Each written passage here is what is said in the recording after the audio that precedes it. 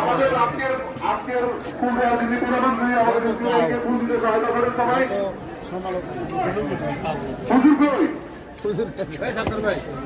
হুজুরকে মহারাজ হজরতকে মহারাজ